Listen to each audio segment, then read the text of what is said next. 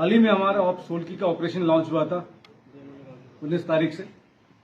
उसके बारे में बहुत संक्षेप में आपको मैं ब्रीफिंग करूंगा। पिछले कुछ दिनों से हमको ये लगातार खबर मिल रही थी कि 2 टेररिस्ट कालाकोट के इलाके में यहाँ पे अपनी गतिविधियां बढ़ा के उन्होंने काम बढ़ा रखा है।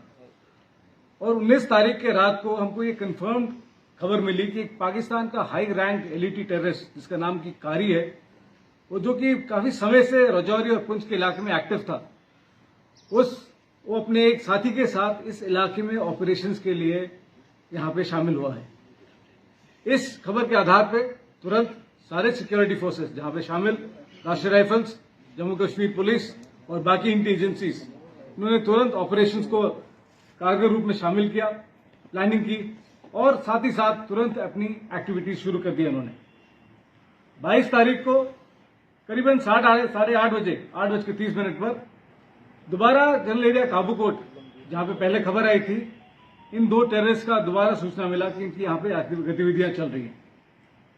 इस खबर के आधार पर सर्च ऑपरेशंस लॉन्च किए गए,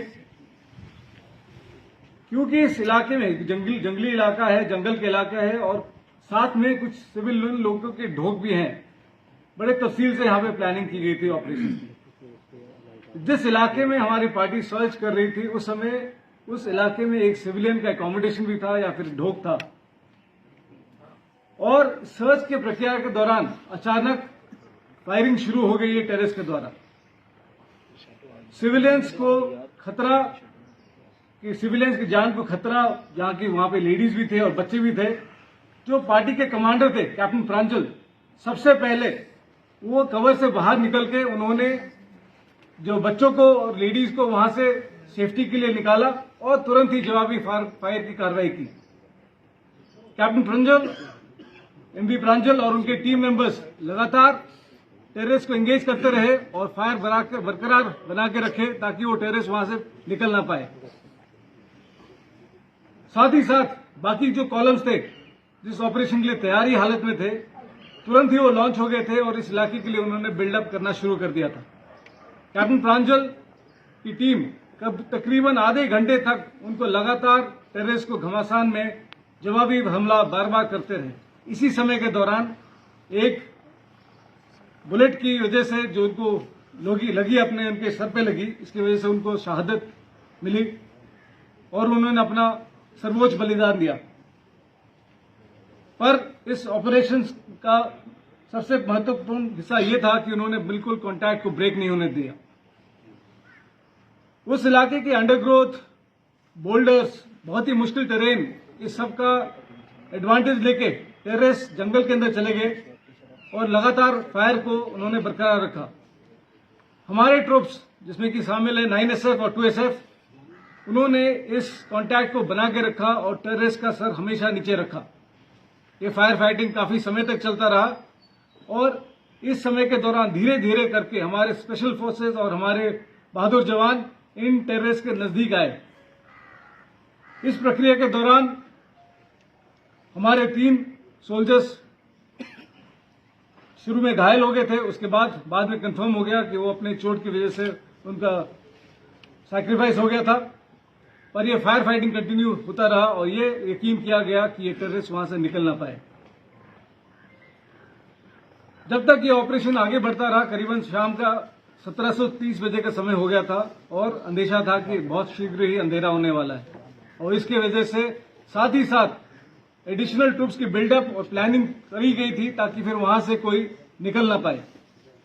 इसमें हमारे अन्य RR unit 54 RR, 2SF, 63 RR, 9SF, सभी ट्रूप्स इंक्लूडिंग JKP, उन्होंने कॉर्डन को एस्टैब्लिश किया और यकीन किया कि उनकी पूरा अच्छी तरह से इस इलाके को कंट्रोल में हासिल कर सके।